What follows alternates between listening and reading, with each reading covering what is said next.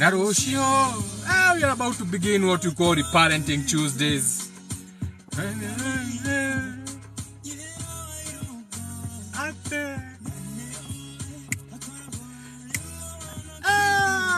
Kogo. Nada kaide tu kega. Kogo. Karasina mohu. Karasina bisa. Kaide tu. Karasina bisa. Yeah. Ne maheni. Ne oe. Ne maheni. Ne oe. Ne maheni. Ne oe. Ne maheni. Wewe. Eta wamestakiare ke mani gana irogo wanyi na wa irogo. So when you go and you meet Eirosh should always introduce himself as Osione irogo wanyi na wa irogo. So what happened to the thoughts? What happened to the men? What happened to the masculine? Go and pay any M-Pesa person. Unalipa kila mtu na M-Pesa. Especially the boda guys. Majina yenye utapata. Danson Wairimo. David Waithera. Jogona Jerry. Like 90% marito marama kumera ne females as the maidens, as the single ladies children of the pandemic that we have. And now they are on high gear. They got you. They got you. Haukujua walikuja. Tumekuwa tukisema mengi yamesemwa, mengi yametangazwa katika matelevisheni, katika ma TV na mavitu kama hizo. But anyway, we do not tire. This is what we have been doing throughout the ages. Now, so let's say you feel like you have been going through what you call childhood trauma. Okay, so you're going through childhood trauma. You don't even know what the fuck is happening in your life. Okay, ukona issues too, ni daddy issues, mommy issues. No one seems even to know where that trauma is coming. Okay? But now, there's trauma that looks like it's a lot of confusing emotions, but you cannot remember those traumatic events. So now you're going to this high-end, what you call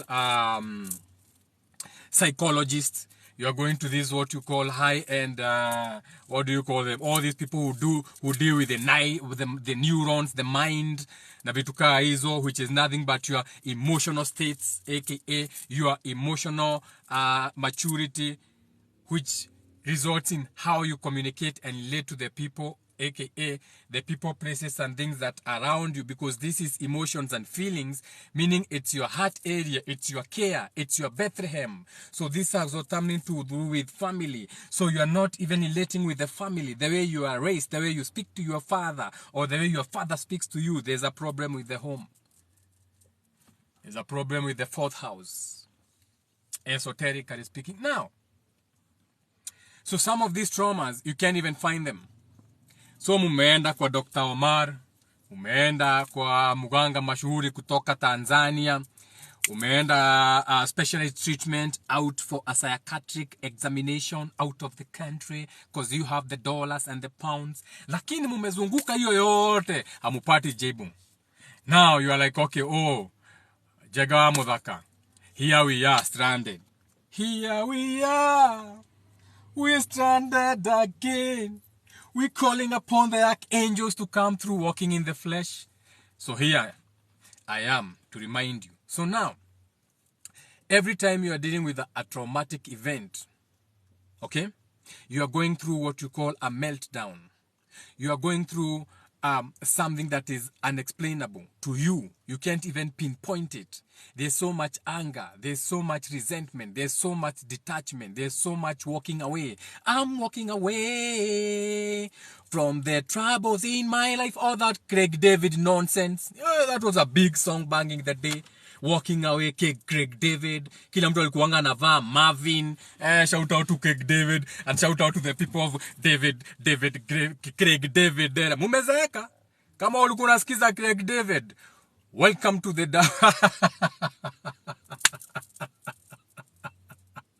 welcome to the 4th floor, motherfucker. It's a beautiful place to be. That is your energy. Those. Number 4, 4th floor. Life begins at 40 for the men. A mentality. At 40, you are at that age whereby you are carrying out the energies of number 4. Intellect, thought, hermeneutics, and all that energy. Okay? So welcome to the 4th floor, motherfucker. Now, if you used to listen to Greg David and walking away from the troubles of my life. So now you are feeling like you need to walk away from the troubles of your life. Now is a Greg David moment. Sasa hiyo ndio unamkumbuka. Sasa unajua sasa we are not emotionally immature. So tunapenda sarcasm. So instead of saying or communicating what is in your mind, unashinda ukirudia kwa kangoma nyumbani. I'm walking away from the troubles in my life. I'm walking away. Find a better place.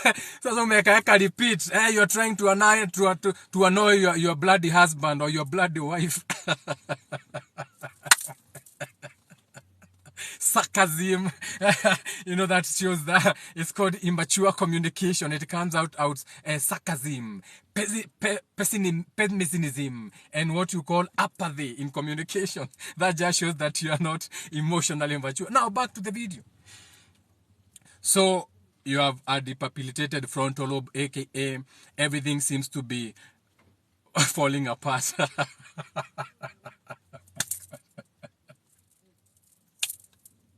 Why does it have to be so hard?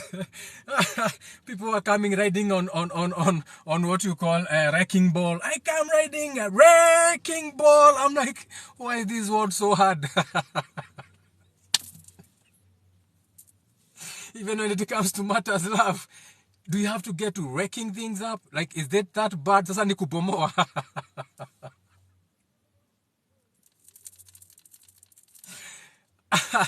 Love is not a frequency for this world. I keep telling you.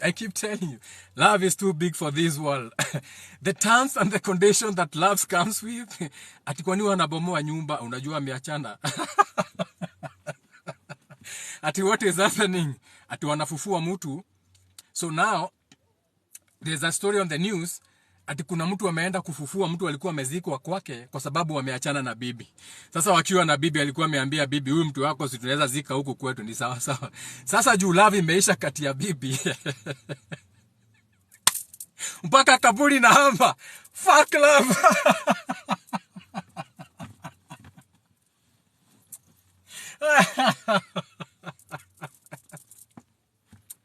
And that's the problem of becoming woke. Because when you are woke, you have no bias. You are choosing the center path. You are choosing the equilibrium. So you know that love kills. So anything that kills for you, you can understand that that's not a good thing. You can use love, aka you can spread some love, but don't die for that thing. You cannot uphold it. It has killed before. We have seen stories, Romeo and Juliet, the Titanic. We see in our newspapers, sijui someone getting in a bus to go and hack someone to death over kukula fair. Nonsense. So you are like, love can be attached to so much, not just good things. Okay? Not just good things. So love as a frequency has all those chaos. In love you can find death. In love you can find happiness. So love is a frequency. And we are tapping into a frequency that is not for this world. Because for this world it also comes with chaos. So love is above this world. So wewe unashinda ukisema, all I do is love. No, you don't need love. Sometimes you need to fight fire with fire. Don't always need love. Love kills. Beautiful things in the name of love. Because you can't compromise. because you are thinking with your emotions and feelings, because it's your soul. You are doing soul ties and connections. Now back to the video. So now you are going through turbulent systems in your relationships, in your place of work, in school, where you work, at home, with the people, places, and things that you are relating with. But you can't seem to find it. You're like, I've tried everything.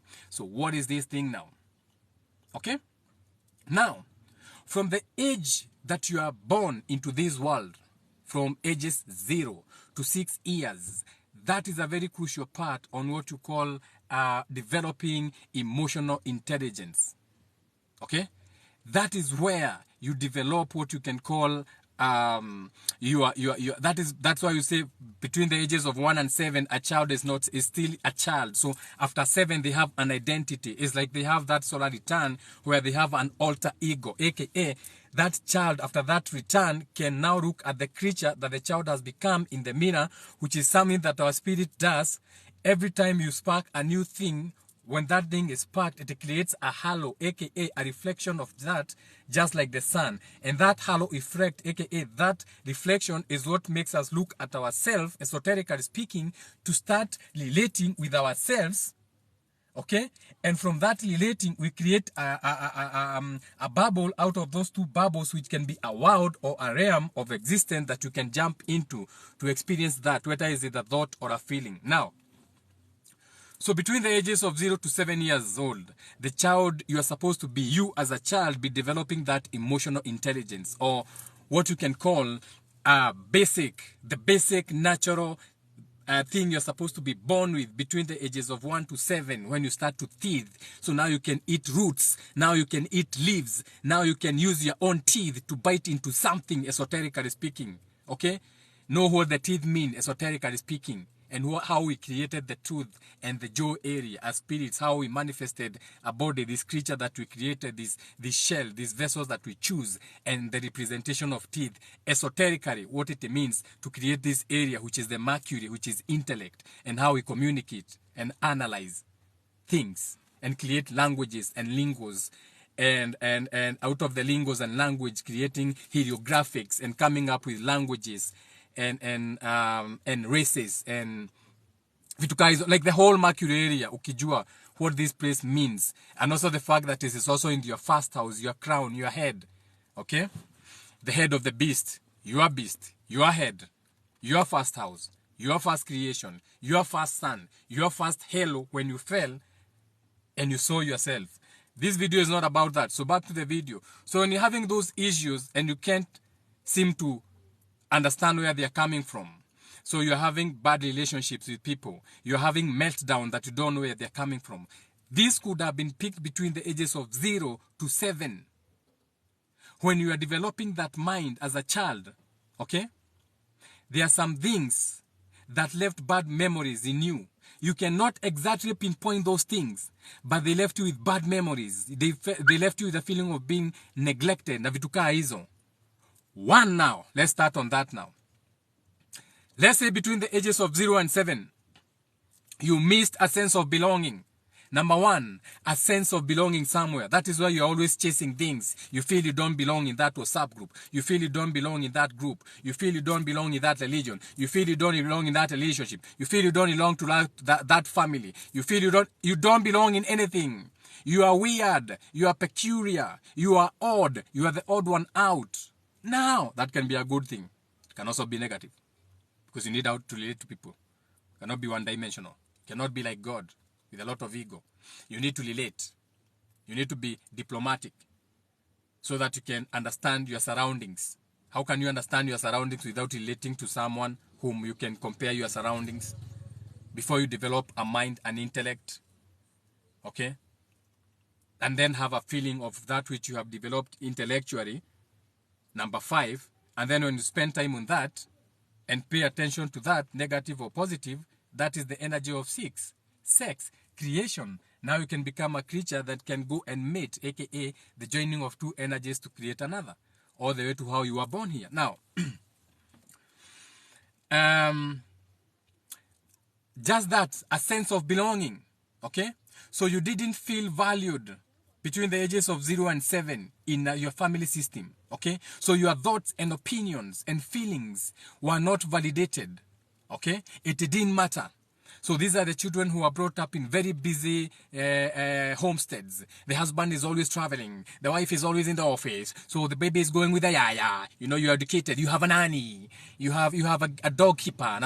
So this child between the ages of 0 and 7, they don't have an identity. They don't feel like they belong anywhere. There's a different nanny. There's a different mboch. There's a different auntie. There's a different, you see? So that child has even been moving from one relationship to another. So there's no sense of belonging. That can be a trauma. Okay? Now I'm showing you the traumas beyond your PhDs. This is esoteric trauma revelations. Beyond your psychologist certificates. Okay, so this is real esoteric knowledge. So sit down and take notes. Psychologist with your PhD. If you don't know where the traumas are. Now, let's say between the ages of 0 and 7. Okay? You are not given any attention. There was no soothing touches. There were no hugs as a baby from the ages of 0 to 7. The house was too busy for you to get any hugs, okay? There was no cuddling. There was no affection. There was no, my baby, how was your day in school? Okay? From a parental figure or an auntie. So you dealt with your emotional difficulties alone. So between the age 0 and 7, all your emotional difficulties, you dealt with them alone. And this is where, as a baby, you are developing your mind before your certain return, ages of 0 to 7. Go to their pediatricians now and give them my lecture. Tell them to come and see Jagawamodaka for those patients they cannot understand with their PhDs in pediatricians. Okay? Now, if there was no soothing touch, there was no affection touch, that taught you as a child, okay, that you cannot rely on anyone to give you help. There's no calling for help on anyone because you were never soothed. You were never cuddled as a baby. You were never given that affection. That meant from the ages of 0 to 7, that meant you missed developing that. And that failure is you learning that you cannot call for help at any one point. So most of you are dying instead of asking for help. Most of you are drowning instead of speaking out. You should call for help. It's a natural instinct as a spirit that you should have. It's one of your survival basic tools that is missing in your first aid box, in your esoteric first aid box. You need a cry for help. When you can't do it anymore, you call for help. It's your esoteric right. Calling for help. You missed that when you are growing up. So a lot of us need a lot of reparenting. It's everywhere when you look at it. I see it like day when I'm relating with the people. This word is demonic when you understand it. Like, you look at something, you don't even need to go to the news. Oh, he jumped from a fucking window. No, I already know. I already know the terms and conditions that comes attached to a spirit that will end up like that. I don't even have to go far. I'm the father, madam. Divine feminine, divine masculine. I am nothing. Now, so now, let's say the child is growing now. Again, we are in that age between 0 and 7. So, if you lacked understanding between the ages of 0 and 7, if there was no understanding you, no one cared to learn about your inner world. So between the ages of 0 and 7, no one really cared to know about your emotions. No one connected with you. Okay? So your inner world, when it was down, there were people. When you expect people to be there for you, there were no people. Okay? So no one showed interest in what mattered to you. You will go to this school, breathe through bagger.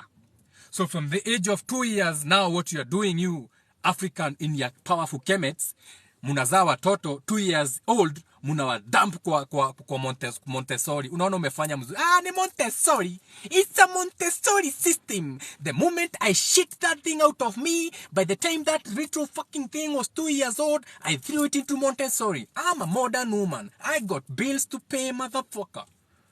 Here we go, birthing traumas again. So that is a child who will grow up with no understanding. So in real life, the metaphysical representation is someone who cannot understand. You do not understand Jegawa Mudhaka. You do not understand Wajiko. Hatiri modo understandaga Wajiko. Wadiko musi. Utiri modo understandaga Wajiko. Usio ni atu ligithiria. Neke Wajiko tutimo understandaga. Nekure adu iwa mati understandago. Neke modo understanding. Neka modo understanding. Tutimo understandaga. So that understanding, understanding, na uneo kaginya kaudoka iwa mudo na to standards. Usio ni standards yake, siya rome. Ni standards yake siya hiki. So those standards, that understanding, stand, your frequency, stand up, hey, get up for you. That standard energy comes from the fact that between the ages of 0 and 7, no one showed any interest in what mattered to you as a little bugger. So in your inner world, you learned how to get out of shit alone.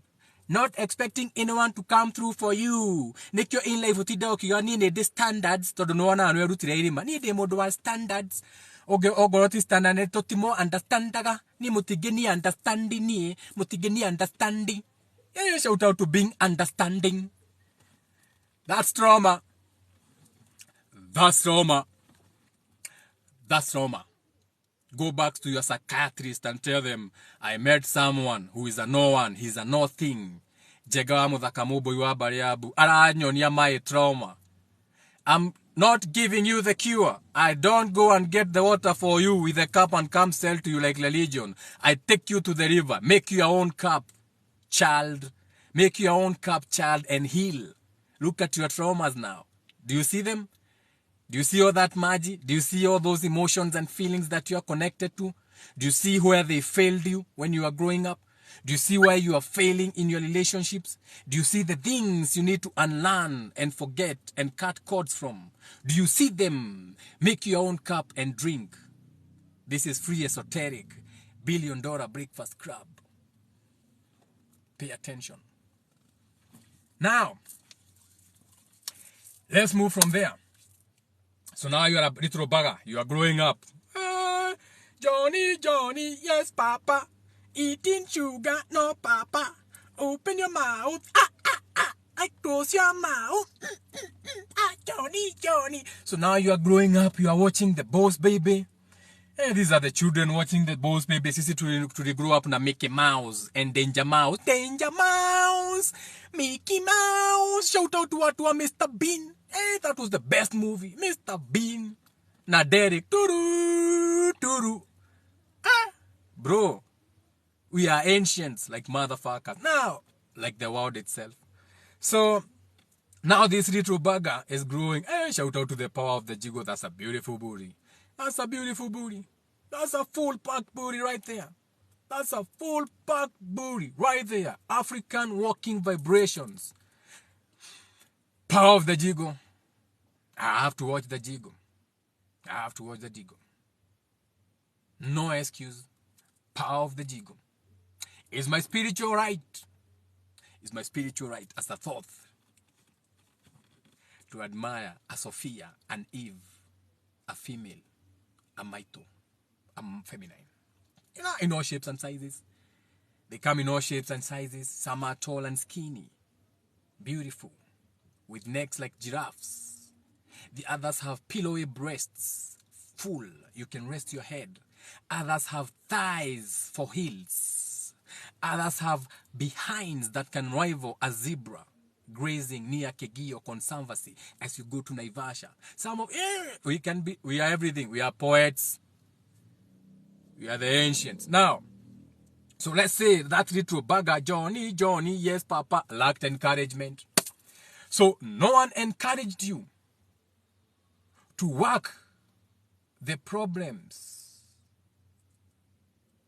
or to find the solutions. No one believed in you. No one understood you. You learn to believe in yourself that you aren't capable. So everything you failed, you were told uwezani. Mom, ona, I got 7 out of 10. Wewe wachana na hiyo nani, wewe babako anachoranga hapa. Babako anachoranga. There was no encouragement. You are a child who was playful. Unakuja nyumbani, mom, look what I made, teacher said. Wewe sasa, si usome ukuwe daktari, nini ujinga hapa? Your talent was not discovered. You are not encouraged. So, here you are now. You are a grown up motherfucker. Between the ages of 0 and 7, no encouragement. So when you fall now, wewe ukianguka, unaangukanga like a motherfucker. You didn't learn how to be given that energy. No one encouraged you to work through problems and to find solutions. So you never work through a problem to find a solution, because when you had a problem, you are not encouraged. The parents should have stood by you in that talent and encouraged you. Whether you go through or not, but be there, encourage you. Mwana wako adakora kekegaba, either kakegaba vio, just encourage them. Encourage them. It is not going to last. Pengine atacheza kigamba wani ayache. Okay? This is how you develop trauma. Pengine atacheza kigamba wani achane. But since there is no encouragement, esoterically speaking, between the 0 and 7 now, what does that mean? No one has encouraged you to work through your problems, because that was a problem, because it is something you wanted to solve. Anything you want to solve is a problem. Hata kama ni kupiga binja, that's a problem. That is something you need to go through as a spirit to learn how to go through life. So now here you are, a grown-up. You believe you're not capable of anything because you have never been encouraged. So your relationship, shida kidogo, I'm not capable of continuing with this relationship. Why? Because you have childhood trauma. You are not encouraged while you are growing up. It's as easy as that. I hope you are writing them down. Kama huku unaandika shauri yako. When I tell you to come, when you come to my lives, bring a pen. I say the first one. A sense of belonging can create trauma. Number 2, lack of affection or a soothing touch, like hugs na vitu kama hizo. Number 3, understanding. Number 4, encouragement. Number 5, hopelessness. So in life you are hopeless. Oh, you are feeling hopeless. Oh, I'm so hopeless right now, I don't know what to do. Oh, there's no hope. There's no hope. No solution. Bam, bam, bam. Oh, eh. Ja, ja, oh, ja, ja, ja. Oh, what is that? There's no war. There's no solution. Remind me that reggae song. I'm forgetting my reggae songs na venye zilikuwa zinashika. Ja, ja, oh, ja, ja, ja, ja, oh. Ja, ja, ja, ja, oh. There's no war. There's no solution. Something so hopeless. You are hopeless now. You are every time hopeless. Ronat, itotile na hope. How Ronat? Dili na hope. Yani, your life has become no hope. So you are always hopeless. Everything you try is hopeless. So you get to a position. Do you have a boyfriend? It's hopeless to have a boyfriend. It's hopeless to find a husband. It's hopeless to find a wife. It's hopeless to do these things. So you're in that hopelessness. So that hopelessness is trauma. Trauma between the ages of 0 and 7. So I'm telling you, look at your parents. Most of your problems, look at your parents. AKA, I'm staring at the man in the mirror. Look at yourself in the mirror. Look at your mother. Do you like their terms and conditions? Do you like the terms and conditions of your father? Do you like the terms and conditions of your auntie? Do you like the terms and conditions of your drunken uncle? Do you like the terms and conditions of your every bathing cousins? Now all you have to do is keep sending them clothes back home in Geshagi, these cousins that belong to your auntie. Look in the mirror. Look west. Stop looking east for hope. Look to your west. Look to your death. Look to your mother. Look at self. Heal fast.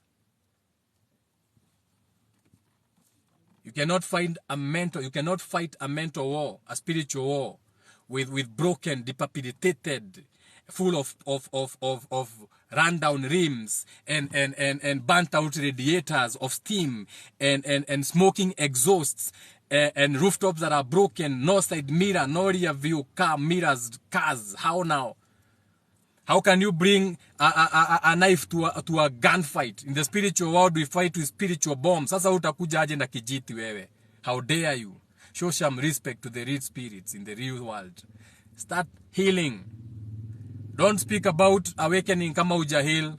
You have to heal first. How dare you come with some disrespect to the spiritual world? You want to come to the spiritual world, to the spirituality with hopelessness written all around you. Do you know how unforgiving the spirit world is? Do you think there's any spirit that wants to attach to anything that feels hopeless?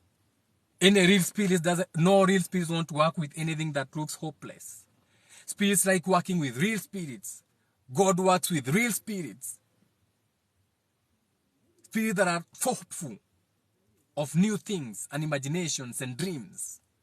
New beings. You, not your ancestors. You are the new beings. You are the fifth spiritual race. So, put your boots on now. So now you are growing up. The little bugger is growing up, becoming more beautiful now. Okay? Now, if no one modeled your emotional regulation, so right now, this is someone who's resilient. Have you ever seen people who are resilient? They are so resilient, akisema iende niende. Ne digano. Ne divorce. Kaende, akunanga reverse. Resilience. They are so resilient even on the negative side. So this means now, see where you got your trauma now. So this means now, no one modeled emotional regulations for you.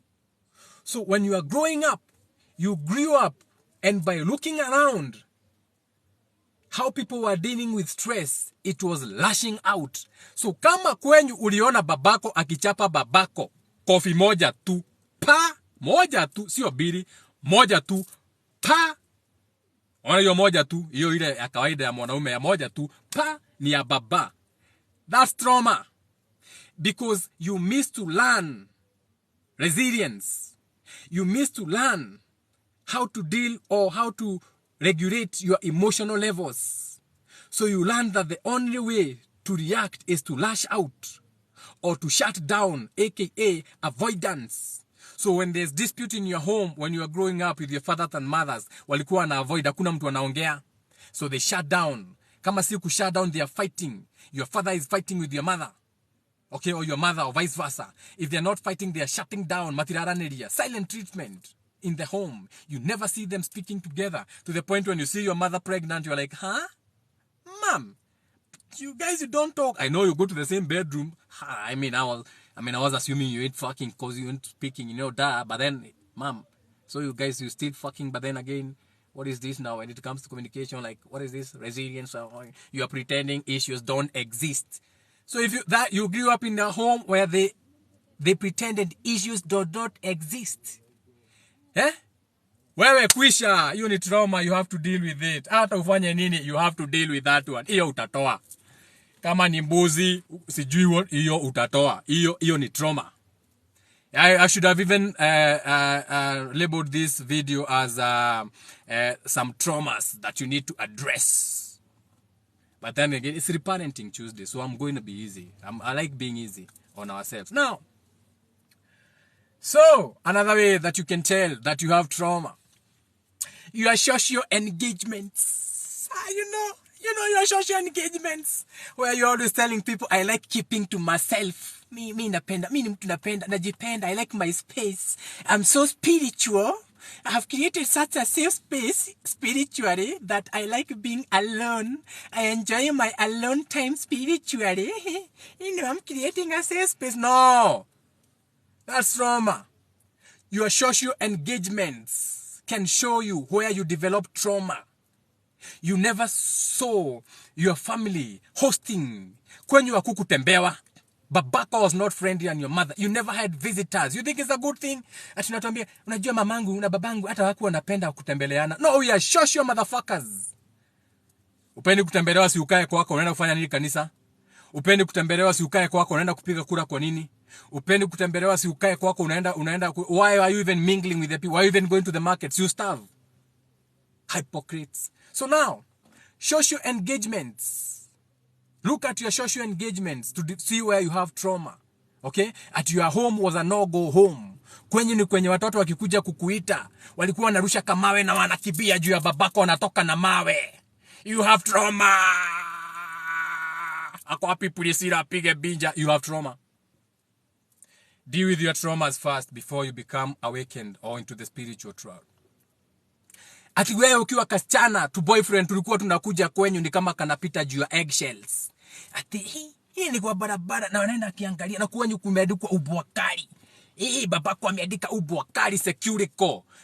Ameweka all billboards za KK, ameweka KK, BMC, BDR, KCP security co. Hata watu wanashindwa ala na kuna ubwakali. Ubwakali. Deja ukiumwa na deja usiende kwa polisi. Ubwakali. Mpaka babako he used to be crazy and unajua alikuwa na watch movies za Rambo You know your father grew up in the days of Rambo. Papa John Rambo. Fast blood. Papa GPMG machine gun. Papa. Those people who were raised in that generation of war when George Bush used to deliver a lot, and that is why anyone who becomes a president in the US under the name of Bush has to go for 2 terms because Bush was delivering the quotas that he's supposed to meet by going to war. Mambo ni mengi. Ndio muchache. Back to the video. So now, when you look at your social engagements as a host, do you have what is called social anxiety? Mimi nakuanga na anxiety. You know, give everything a language. Hey, nakuanga na anxiety. Oh my God, you have some weed? Oh my God, I can't deal with crowds. God, oh my God, you have some plant? I need to need. Oh my God, hata kama nimbaki gaimutiria na baki. Ati utakunyetero warado ngiaria mbere ya andu. No, go and heal. You cannot socially engage. Utakunyetero warado ngiaria na andu. No, go and heal. Go and heal, child. Who hurt you? Who hurt you, child? Look in the mirror. I'm starting with the man in the mirror. Look at your people. Look at the people, places, and things that surround you that were there when you are growing up. Look at where you picked up your trauma. Then go and deal with your trauma. We are going to year 7. New year approaches. So the sun is hot. The sun is killing everything, drying the seeds.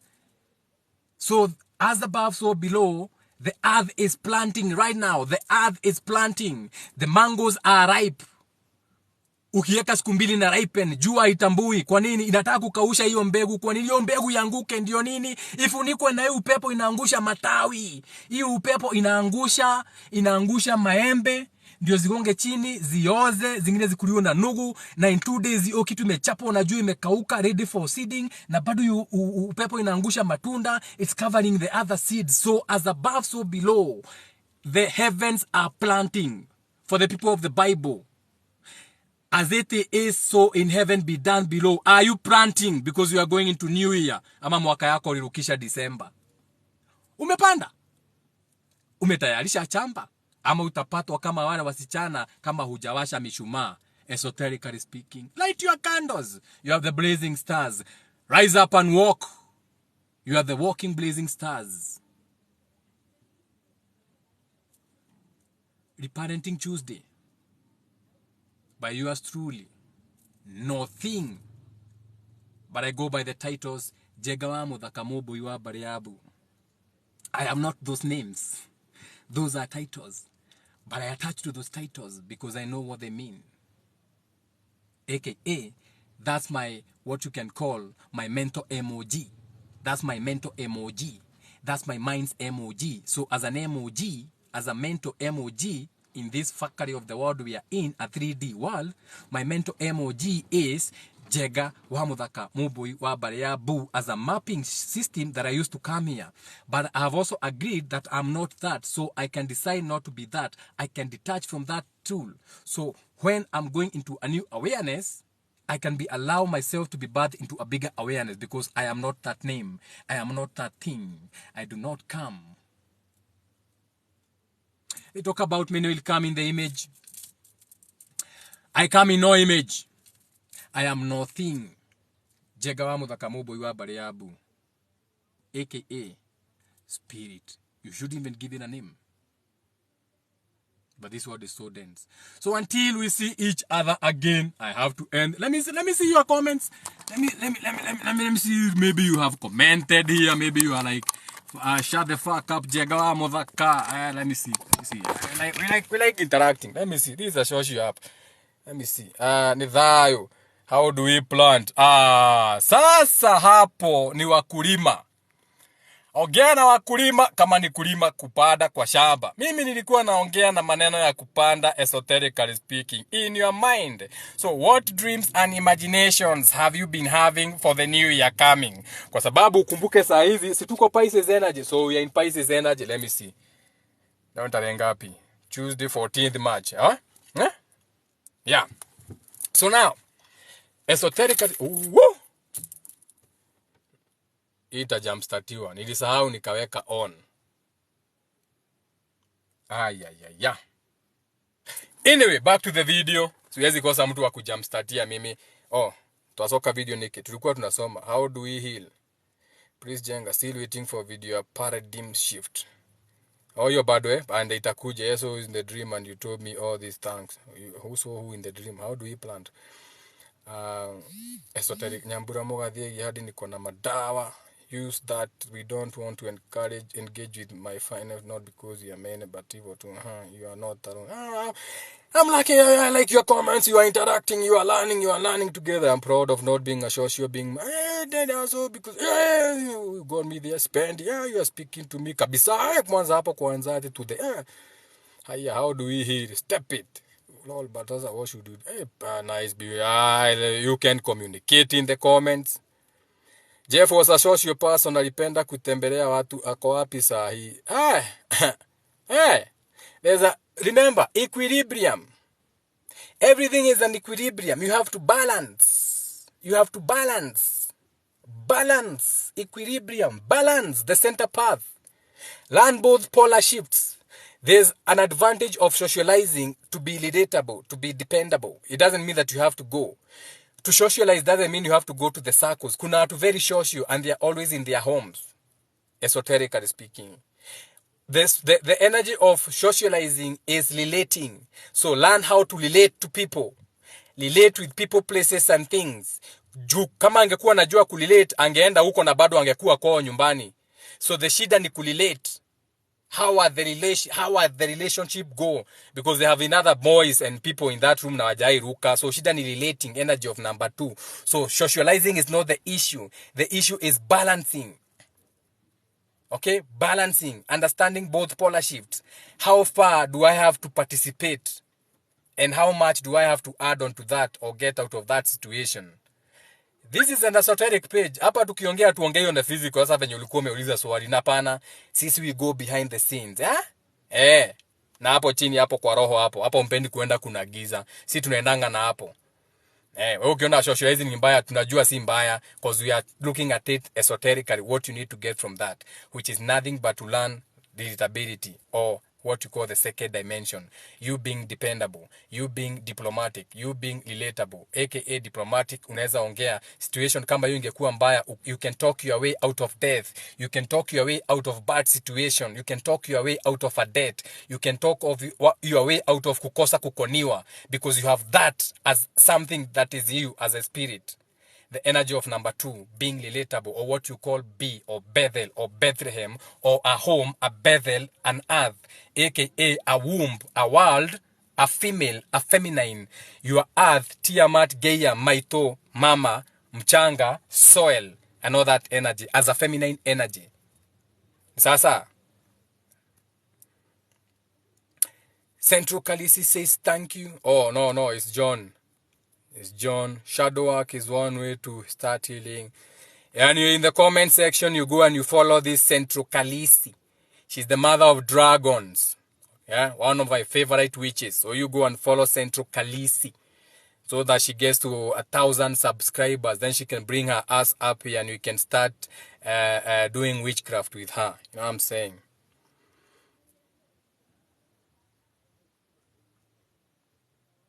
How do I to start to heal my trauma? Give us an esoteric perception of death. Death is birth. Anything that comes, remember, start with the etymology of the words. Dead, end. Dead, end. Death, birth.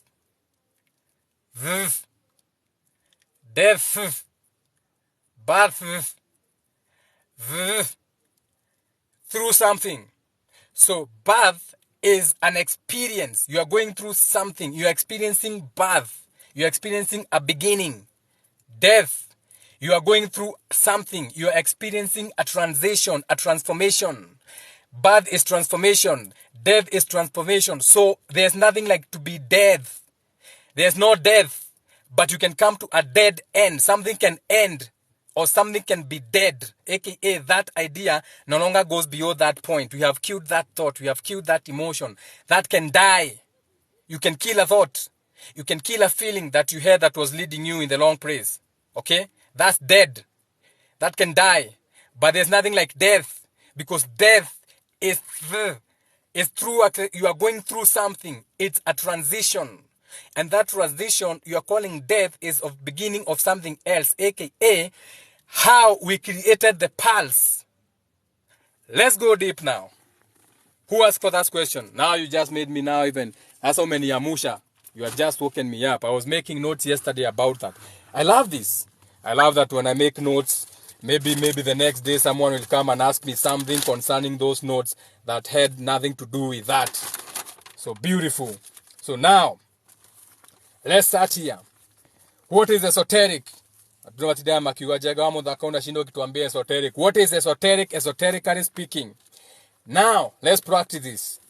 Okay? Let's speak about what esoteric is. Okay? As a practice. I have my notes here.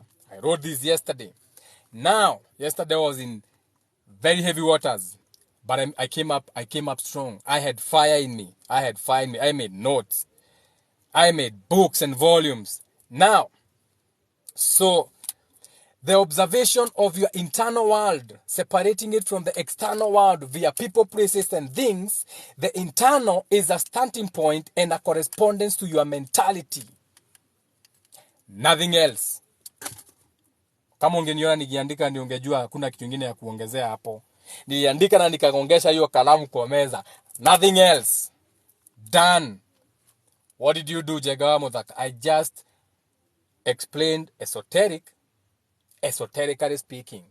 That esoteric is the observation of your internal world, separating it from the external world via people, places, and things. Okay? Yeah. So the internal world is a starting point and a correspondence to your mentality. Because it is through your mind that you can separate your internal from the external. And that is what is called esoteric. Now, let's go to the question. Walikuwa ungeombea about what was the question? What was the question? What did you ask? I'm on another train of thought. I was about to go very deep. Oh, perception of death. Yes. So, death is tumemaliza. Tumesema ni going through an experience. We said it's going through an experience. And that dead thing becomes something new. A new awareness. That's a birth. So there's nothing like death as something ending. Death is an experience like birth. But you can kill something. So we can say something is dead. We can say that car is dead. AKA that mentality, that car brand.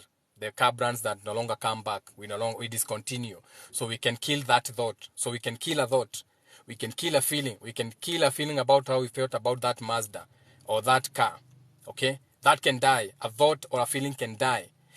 But the one creating those thoughts and feelings cannot die, because that is observing is just there to create those things, to experience those things. And even when they don't work, even when they die, that awareness will go into a new place, will be birthed as an awareness into a new thing, a new existing, to learn something new, aka reincarnation and incarnation.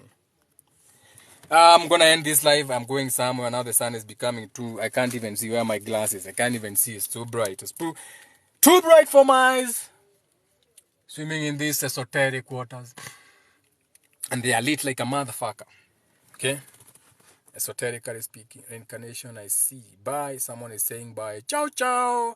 Yes, indeed. Followed the host. I asked the question. Okay, I answered. Central Kalisi help. I will. How do you plant that one? We answered. Okay, so I will catch up next time. Today, twice, 3, 4 times. You never know. You never know. You never know. We never know. We never know. We create the time. Time does not exist. When we create the time, we are going to come for the live. You know what I'm saying? Esoterically speaking. So shout out to everyone who came through in the comments. Shout out to the people who came for the first time. You can like, you can share, you can follow, you can do whatever. It don't matter. The most important thing, I am your spiritual sensei. Work on your mind. You need mental strength to see and to create, to become a gilder or a mason and bring up your own block. We are starting with the mind. It does not go no further than that. It's all mental. You emancipate your mind, then even the children will be birthing, aka when those minds bend in on themselves and they become cells living within us. And sometimes those cells become the animal, when they go to our root chakra, they become the animalistic states that we nurture and carry out to the point that they can come out in our seminal fruits as seeds to be planted, and we can have a manifestation of a creature, a baby, to carry out those traits. So even through epigenetics, we can start healing our generations in our balls, in our shins. Emudhimo. Mudhimo means a tube. That's a spiritual cord. A tube is a spiritual cord. Those cords, you need keys to unlock that cord. You need to find a few keys before you can come and go into that frequency. It's a beautiful frequency. Forbidden knowledge. Now, yeah, Nyoguo, I'm done. Ciao, ciao. Yeah, go on. Today is Tuesday. Use that anger and that energy of mass energy, of passion, to put it in your business. Use that anger and decide to refurbish your house and repaint that shop. Use that anger and decide to to change the display of the shop. Use that anger, that passion to decide from today onwards you are going to slash your prices, or you are going do anything that you need. You take advantage. It's Tuesday. It's mass day. Take advantage of the mass energy. The colors for the day, of course, is red. And the iron is the iron. That the metal is iron. That is why we talk of Iron Man wearing a red suit. Get your infinity stones, or what you call the Smurf stones. When you're no longer Sonic the Hedgehog, that's an allegory of you to get your infinity stones. Get your chakras lit. Dayo.